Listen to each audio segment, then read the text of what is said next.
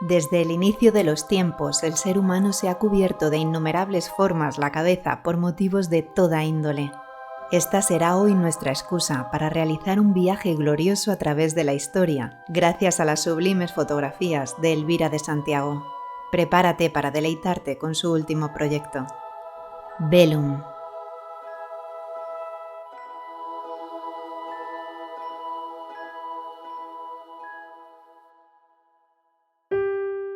Tocas, pañoletas, cofias, turbantes.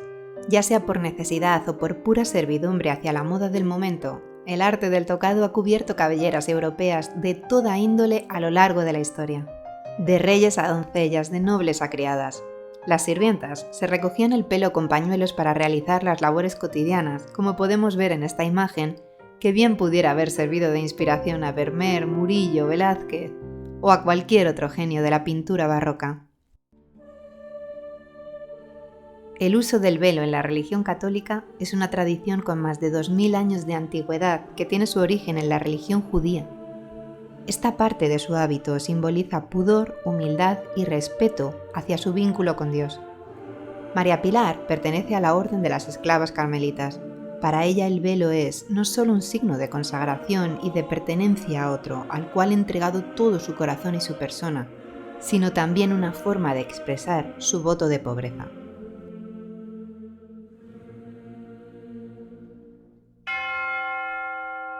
El velo de novia tiene su origen en las antiguas religiones precristianas, sociedades y culturas cargadas de supersticiones. En Grecia y Roma, las novias cubrían sus cabezas con tejidos rojos y amarillos para proteger su pureza contra espíritus malignos. La tradición judía instauró el uso del velo como símbolo de elevación y santidad en presencia de Dios en el momento del enlace, y la religión católica adoptó este hábito que, ya sea por fe, tradición o moda, ha perdurado hasta nuestros días. La costumbre de cubrir el rostro de la novia hasta el final de la ceremonia tiene una motivación preventiva en ciertas culturas orientales. Al celebrarse matrimonios de conveniencia concertados por las familias, era más seguro llevar a término el enlace si los novios no podían verse las caras.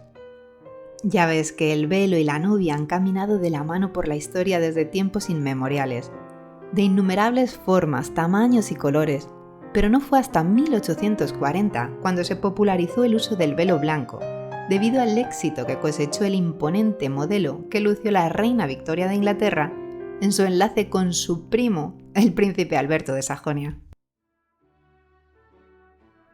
En España, el uso de la mantilla se remonta a los pueblos íberos prerromanos. A partir del siglo XVII se popularizó como una prenda distinguida, característica de la nobleza y la alta burguesía. Francisco de Goya inmortalizó esta prenda en muchas de sus obras, fiel testimonio gráfico de los siglos XVIII y XIX. Actualmente se sigue utilizando este complemento en ocasiones solemnes, especialmente en las bodas, pero es la madrina del enlace quien tiene prioridad para vestirla, y si decide no hacerlo, el resto de invitadas tampoco deberían llevarla por cortesía. El protocolo también dicta que la mantilla negra solo pueden usarla las mujeres casadas. Las solteras deben llevarla de color blanco. También es muy popular el uso de la mantilla negra durante la Semana Santa, especialmente al sur de España, en la zona de Andalucía, y puede alzarse usando una peineta como vemos en la imagen de Cristina, que luce una antiquísima y delicada mantilla que ha pertenecido a su familia durante generaciones.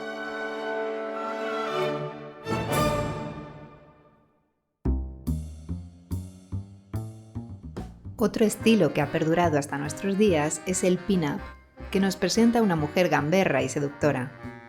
Viendo este poderoso retrato de Marcela, ¿quién no recuerda a grandes divas como Marilyn Monroe, Rita Hayworth o Betty Page? Surgió en los años 20, pero no se popularizó a nivel mundial hasta los 50. Tras finalizar la Segunda Guerra Mundial, las mujeres tuvieron que adoptar roles tradicionalmente masculinos. Esta coyuntura, sumada al movimiento feminista en ciernes, visibilizó a un nuevo modelo de mujer, que podía ser capaz y fuerte sin prescindir de su feminidad. Y el pañuelo en la cabeza es sin duda el complemento rey de esta moda, que todos conocemos por haberse convertido en un icono de la cultura pop.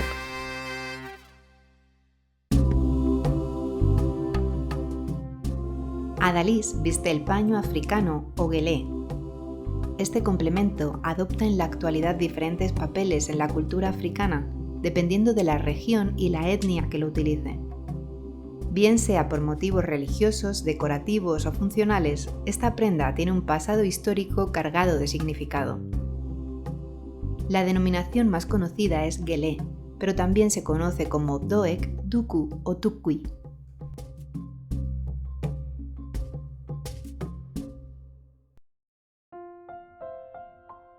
El mundo cambió para Cristina el día que escuchó: "Sufres un linfoma". Te explican que tienes que ponerte quimio y te vas a quedar sin pelo. Entonces piensas lo típico y lo que te dice todo el mundo: es lo de menos, el pelo crece. Pero cuando comienzas a ver tus mechones de pelo caer, ya no lo llevas tan bien. Te asustas y empiezas a asimilar que algo no va bien. Y llega ese día en que tienes que raparte la cabeza y vuelven a decirte que muchas mujeres lo hacen. Pero tú no lo estás haciendo porque quieras, sino porque pierdes tanto pelo que es imposible seguir así. Sientes pena de ti, ya que por fin se visualiza externamente que tienes algo grave. Te ves calva, con ojeras, cansada, y lloras porque no puedes escapar de esta situación. Te compras una peluca que usas una sola vez porque te pica y te aprieta la cabeza. Entonces recurres a los pañuelos porque es lo típico, pero tú no quieres algo típico. Afortunadamente tu gente lo sabe y te hacen regalos que desbordan la imaginación.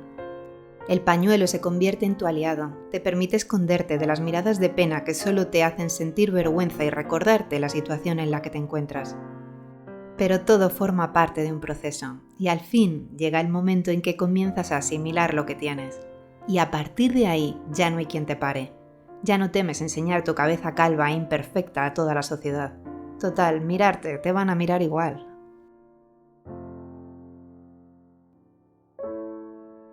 En el ámbito laboral son muchos los oficios que requieren que sus trabajadores cubran sus cabezas, ya sea por higiene, protección o seguridad. Uno de estos campos es la medicina. Es imprescindible que el personal sanitario cubra su cabeza para la intervención y tratamiento de los pacientes. En este caso, Laura, enfermera, nos muestra un ejemplo de este tipo de vestimenta en quirófanos. Lucía es actriz, comunicadora social y bailarina. Detente por un momento en su mirada. Te haré una pregunta. ¿Qué piensas cuando ves a un hombre calvo? Probablemente nada, simplemente es calvo. Pero, ¿qué piensas cuando ves a una mujer calva? Seguramente compasión. Debe ser cáncer. Por eso Lucía colabora con la Asociación de Alopecia de Madrid para visibilizar y normalizar la alopecia femenina, para evitar esa actitud compasiva fruto de la desinformación. Desde los 9 años padece un desorden autoinmune llamado alopecia areata que provoca la pérdida del cabello. Y ella, como muchas otras mujeres, ha hecho del pañuelo su escudo contra el juicio social al que se ve sometida cada vez que sale a la calle. Con el pañuelo se siente más segura y se libera de tener que dar explicaciones sobre asuntos que solo deberían importarle a ella misma. Por otro lado, en su faceta como bailarina de buto, saca el mejor partido a su calvicie como recurso escénico para la metamorfosis y el juego teatral. Durante el siglo XVIII, las leyes que restringían los derechos de las personas negras eran de uso habitual. En el crisol de la esclavitud, previo a las guerras de independencia americanas, las colonias europeas buscaron la forma de señalar a la mujer negra y diferenciarla de sus mujeres blancas. Esta necesidad nació de la belleza y versatilidad de su cabello. Las mujeres negras, en su mayoría esclavas, decoraban sus originales peinados con plumas y abalorios que resaltaban aún más su belleza racial. Y esto suponía un peligro para la decencia y una provocación para los honrosos hombres blancos. El Code Noir fue una ley francesa que limitaba la vida de la gente de color que vivía en las colonias francesas del Caribe en 1685. Se extendió a Luisiana en 1724. En 1735, la colonia de Carolina del Sur, bajo dominio británico, promulgó la Ley del Negro, que determinaba el tipo de indumentaria que se permitía vestir a los esclavos. En 1786, Esteban Rodríguez Miró, gobernador de la colonia española de Luisiana, firmó el Edicto del Buen Gobierno, conocido popularmente como Ley del Tiñón, que exigía a las mujeres negras que llevasen el pelo cubierto y atado con un pañuelo o tiñón, y les prohibía el uso de complementos como plumas o joyas que quedaron reservadas para las mujeres europeas.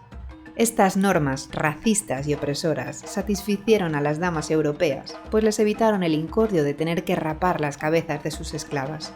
Generaciones después, las descendientes de aquellas esclavas convirtieron esta prenda en un símbolo de identidad y orgullo de la mujer negra, como lo es también su tan característico y hermoso pelo afro. En la religión musulmana podemos encontrar 7 tipos de velos islámicos que pueden llevar las mujeres, usados en las distintas vertientes.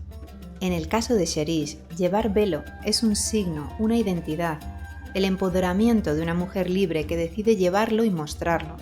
Ella opina que es necesario quitar esa lacra que persigue a las mujeres que cubren sus cabezas como signo de sumisión hacia el hombre, y que sea un signo de fe, en el que quiere destacar sus orígenes y su cultura. Para ella, llevar velo es una bandera de libertad de expresión. Tras la muerte del príncipe Don Juan, los reyes católicos dictaron en el siglo XVI un conjunto de leyes denominado Pragmática de luto y cera, donde se oficializó el color negro como el indicado para la indumentaria tras el fallecimiento de un familiar cercano. Y las viudas vestían sombrero, manto y velo negro. La cera se refiere al número de cirios que legalmente podía rodear al féretro del difunto. El luto es la expresión externa del sentimiento de duelo por la pérdida. Implica un comportamiento respetuoso e introspectivo. Y desde el punto de vista de la indumentaria, vestir ropa negra sin adornos. Dicha práctica se remonta al periodo romano, cuando la toga pulla o toga sórdida, hecha de lana de color oscuro, se vestía durante los periodos de duelo. Pero esta costumbre se ha ido desvaneciendo poco a poco desde mediados del siglo XX, aunque aún se mantiene tímidamente en los funerales.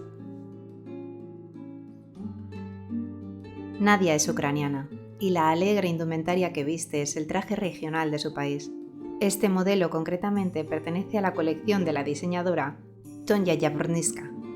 Una de las formas de expresar la identidad cultural de un pueblo es a través de la vestimenta. A lo largo del continente europeo podemos encontrar trajes típicos que incluyen preciosos tocados y pañuelos. Algunas naciones tienen una serie de rasgos comunes, como es el caso de los países de Europa Central y del Este. En Ucrania podemos encontrar distintos tipos de trajes tradicionales según la región, pero es denominador común en todos ellos la utilización de pañuelos y tocados para cubrir la cabeza.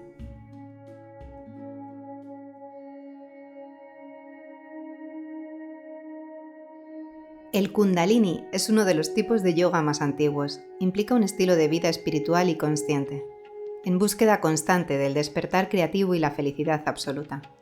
Poco tiene que ver con lo que puedas experimentar en una clase de Hatha Yoga convencional en un gimnasio, que suele centrarse casi en exclusiva en el plano físico. Manjit Kaur es practicante y profesora de Kundalini. Su turbante o dastar es su corona. Forma parte de su identidad. Para ella es muy importante llevarlo porque en la cabeza está el 7º chakra, que es un punto de intercambio de energía. En la cultura Sikh, las mujeres no suelen llevar turbante, y aquellas que lo llevan son las que tienen un mayor compromiso con el gurú, con su camino espiritual. En la práctica del Kundalini Yoga, el turbante ayuda a proteger el chakra corona situado en la coronilla, puesto que ayuda a filtrar la energía que entra y la que sale. Además, Manjit anuda su pelo en lo alto para mantener la concentración. Por eso es tan importante para ella cubrirse la cabeza. La industria de la moda pretende cada día con más fuerza alcanzar un modelo de negocio sostenible.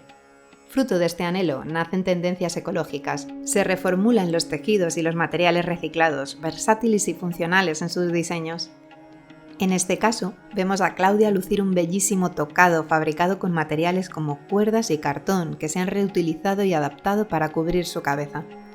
Ella nos demuestra que, si nos lo proponemos, la belleza y la moda no tienen por qué estar reñidas con la sostenibilidad.